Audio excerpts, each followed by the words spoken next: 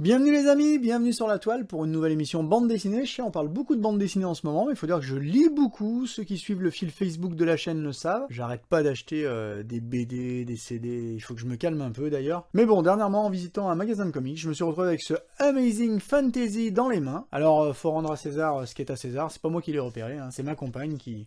En se baladant dans les rayons, m'a dit « T'as vu ce truc ?» Franchement, moi j'avais l'impression que c'était une couverture de previews. Et puis je me suis penché un peu davantage sur l'objet, sincèrement...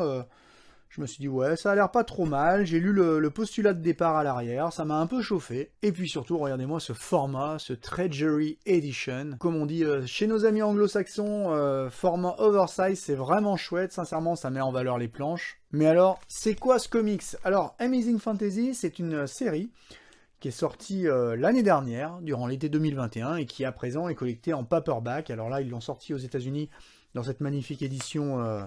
grand format, mais je crois que c'est sorti aussi en paperback classique. Et surtout, ça sort chez nous le 15 juin, dans une édition normale. Franchement, ça suffit. Il n'y a pas besoin d'un format comme ça pour cette histoire. Cette histoire, elle raconte quoi? Tout simplement, c'est encore une histoire de réalité alternative. Ben ouais, va falloir qu'on s'en fade un paquet maintenant. C'était déjà le cas en BD, il y a toujours eu ces histoires de réalité alternative. Là maintenant, ça sera le cas au cinéma, Spider-Man, Doctor Strange, le prochain Flash, enfin bon bref. On va en bouffer des variations autour des personnages qu'on connaît bien. Mais là, je trouvais le postulat de départ intéressant, en dehors de cette sublime couverture. Sincèrement, franchement, vous n'avez pas envie de voir ça. Ce Captain America avec son bouclier transpercé par des flèches. Alors là, n'importe quoi bien évidemment, mais juché sur un... On se croirait dans les maîtres de l'univers, quoi. Juché sur un lion géant, c'est juste génial. Ça me rappelle les illustrations de Frazetta, ça me rappelle le monde de Conan, ça a l'air juste complètement dingue. Et l'histoire, c'est la suivante. Le Captain America version Seconde Guerre mondiale, le Spider-Man version Teenage Peter Parker, et une toute jeune Black Widow, qui sort de l'école des Black Widows, vont se retrouver projetés sur une terre de pure heroic fantasy. On se croirait dans le Seigneur des Anneaux, avec des orques, des dragons, des monstres, des royaumes déchirés par la guerre, et vont devoir trouver ce qu'ils font là, pourquoi ils ont été téléportés à cet endroit, sachant que, je le rappelle, ils viennent pas du tout de la même époque. Le Captain America ne connaît pas Spider-Man, Spider-Man ne connaît pas Black Widow. Bref, je trouvais que le postulat de départ était assez intéressant. Cette idée, on la doit à Kerr Andrews. On va rappeler qui c'est rapidement, mais on va d'abord s'intéresser au titre de cet ouvrage. Amazing Fantasy, c'est une référence directe à un ancien titre de Marvel, une obscure série devenue culte. Alors, obscure série, parce que Amazing Fantasy n'aura duré que 15 numéros, au début des années 60, en 61-62, Marvel lance cette série de SF qui ne va durer qu'une petite quinzaine de numéros, donc pas de quoi célébrer cette publication, si ce n'est que le dernier numéro de la série, le numéro 15, c'est la première apparition de Spider-Man, tout simplement, créé par Stan Lee et Steve Ditko. Et donc j'ai pas été vérifié, mais je pense que c'est juste un des comics les plus chers qu'on puisse trouver à l'heure actuelle, derrière Action Comics. Je pense juste que ce Amazing Fantasy numéro 15, ça doit être la pépite que les collectionneurs du monde entier ne pourront jamais s'offrir. Ce qui est intéressant d'ailleurs de constater quand on regarde cette couverture, c'est juste de se rendre compte à quel point le design de l'homme araignée était déjà complètement révolutionnaire, complètement dingue, parce que il n'a pas finalement changé tant que ça. Autant on a changé des choses sur le design de Superman, on reste dans le cadre, mais on a quand même pas mal bougé les lignes. Autant on a fait beaucoup évoluer par exemple Batman, hein, même si c'est du DC, hein, ça... Vous comprenez ce que je veux dire? Autant Spider-Man, on est resté toujours dans ce costume emblématique depuis les années 60 du coup, et ce Amazing Fantasy numéro 15. La série aura vaguement essayé de repartir... plus tard, je crois, dans les années 90, mais bon, ça a jamais pris, de toute façon, ça reste mythique, juste pour ce numéro 15. Maintenant, là, on réutilise ce titre comme un clin d'œil au lecteur, moi je trouve ça assez sympa, franchement, la couve m'avait bien chauffé, j'ai ouvert l'intérieur, alors, l'intérieur, on le doit à Kerry Andrews, et vous allez me dire, c'est qui celui-là? Alors, c'est un Canadien qui est présenté aujourd'hui par Marvel comme la 8e merveille du monde, en réalité... il a un style très particulier, on va y revenir, mais on peut dire que c'est un auteur multitâche, parce qu'il est réalisateur à ses heures perdues. Alors attention, hein, c'est pas du grand film, je crois que c'est Cabin Fever, Patient Zéro. Ça doit être le dernier, le 8e épisode des aventures de Tom Béranger dans Sniper. Ouais, il y a eu 8 snipers, hein. Moi j'ai regardé ma collègue, je crois que j'en ai 5 et je pensais tous les avoir. Bah non, il y en a 8. Et Kerry Andrews, il réalise ce 8e épisode. Il est aussi scénariste, il a démarré comme scénariste, alors je crois principalement chez Marvel, et puis au milieu des années 2000, il a commencé à prendre du galon, il a commencé à dessiner, et on lui doit notamment le Spider-Man Dr. Octopus Year One ou le Spider-Man Reign qui avait bien cartonné. Moi je l'ai connu sur la série Iron Fist The Living Weapon, qui commençait très fort et qui s'effondrait complètement à la fin. Alors pour le coup je l'avais feuilleté en magasin, je m'étais dit moi j'adore Iron Fist, je m'étais dit ouais ça a l'air quand même de cartonner, il a un style très particulier. Alors moi j'aime beaucoup le style dynamique et angulaire que peuvent avoir des dessinateurs comme Scott McDaniel ou Jason Pearsons ou Brian Stelfreeze. Ce style-là, j'aime aussi la ligne beaucoup plus claire de Gary Frank ou de Andy Kubert. J'aime bien des dessinateurs comme ça. J'aime bien aussi Paul Gulacy. En fait, j'aime bien des gens qui savent dynamiser l'action et qui savent dessiner aussi les traits de visage. J'aime pas les traits trop changeants. Chez Kerry Andrews, on est dans un style complètement éclaté. C'est-à-dire qu'il est capable de faire du dessin très propre, entre guillemets. Je trouve que pour magnifier l'action, là par contre il est vraiment bon. Il y a sur ce Amazing Fantasy des séquences de Spider-Man qui sont juste énormes.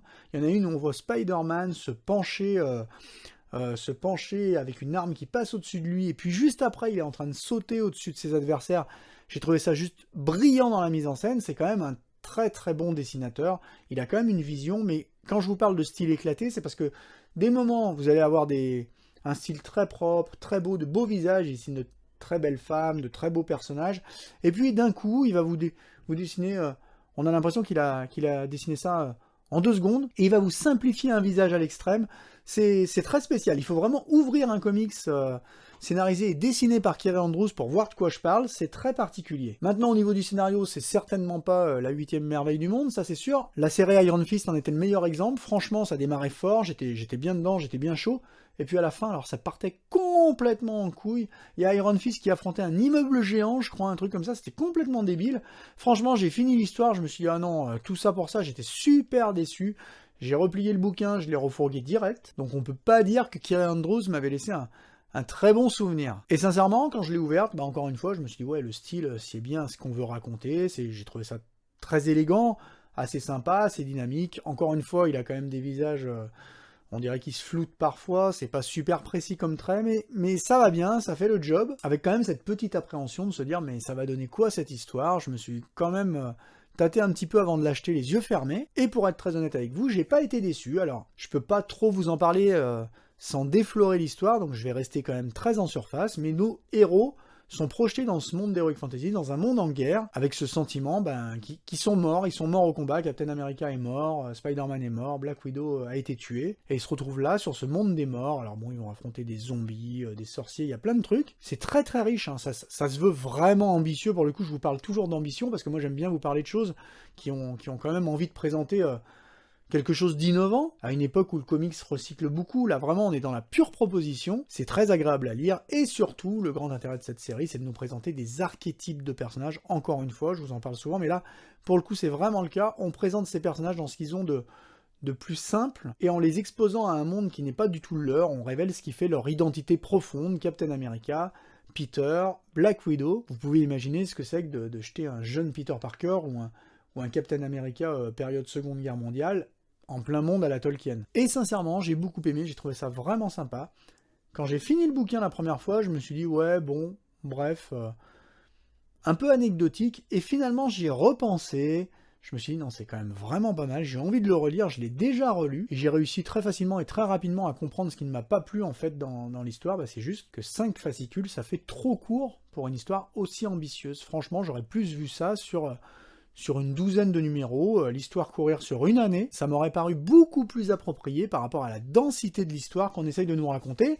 Franchement, 5 volumes, ça fait vraiment court. Pour aborder toutes les thématiques, il y a des choses du coup qui passent rapidement, il y a des choses qui sont très bien exploitées, mais moi je retiens surtout la relation entre Peter et son oncle qui est présenté en clair-obscur, hein, c'est pas l'oncle Ben qu'on connaît, qui est très aimant, très doux, il a une personnalité assez sombre, mais il y a un traitement des personnages que j'aime bien le fait que Peter ne se lamente pas du fait d'être mort, qu'il arrive, qu'il se réjouisse presque d'être là, dans un monde nouveau, c'est ça la mort, avec son oncle Ben, et bien sûr il y a des twists à tous les niveaux, mais ce qui nous intéresse c'est vraiment les personnages, et je pense quand même que 5 fascicules, c'était pas suffisant pour développer cette histoire. Du coup il y a plein de choses qui sont, je dirais pas expédiées, mais qui passent un peu vite, notamment les histoires d'amour. Les histoires d'amour, j'adore. Dans la BD, je trouve ça toujours réussi, mais il faut du temps. Il faut du temps pour développer des relations, pour que ça naisse.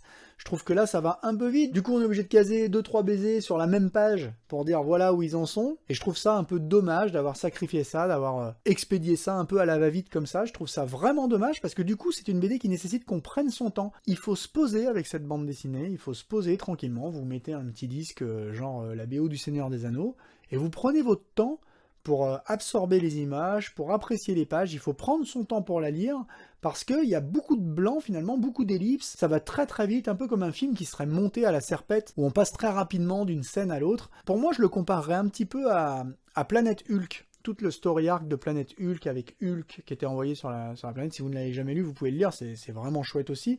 Mais pareil, il y avait tout un univers à décrire, et je trouve qu'au final, si on découvre Planète Hulk aujourd'hui en paperback, on a l'impression que ça va super vite. Bah là, c'est un peu la même chose, j'aurais juste aimé que ça prenne un peu son temps, donc c'est au lecteur de prendre son temps, c'est-à-dire de se poser et de savourer cette BD. Sincèrement, la première fois que je l'ai lu, je me suis dit, ouais bon, ça va un peu vite, il y avait quelque chose qui m'avait gêné. Je l'ai repris, je l'ai apprécié un peu plus, j'ai pris mon temps, pas juste pour découvrir l'histoire, mais pour vraiment approfondir un peu ce que montrent les dessins de Carrie Andrews, et je l'ai du coup beaucoup plus apprécié. Voilà, je vais pas en parler plus longuement, parce que de toute façon, je veux pas creuser, je veux pas gratter à l'os, parce que sinon je vais forcément vous spoiler, et ce sera un peu dommage, parce qu'il y a des retournements de situation que j'ai trouvé vraiment malins. J'ai trouvé justement, il y a des relations qui démarrent presque comme des relations amoureuses, puis qui échouent pour des histoires de faux semblants, et puis finalement, il y a des personnages qu'on croyait plutôt bons, qui ne le sont pas vraiment. J'ai trouvé ça assez malin, un peu speedé encore une fois, mais j'ai trouvé ça quand même assez malin. En tout cas, j'espère que je vous aurai donné envie de le lire, ça sort bientôt, hein. Je crois que c'est le 15 juin, je crois que c'est chez Panini, ou Urban, je sais plus.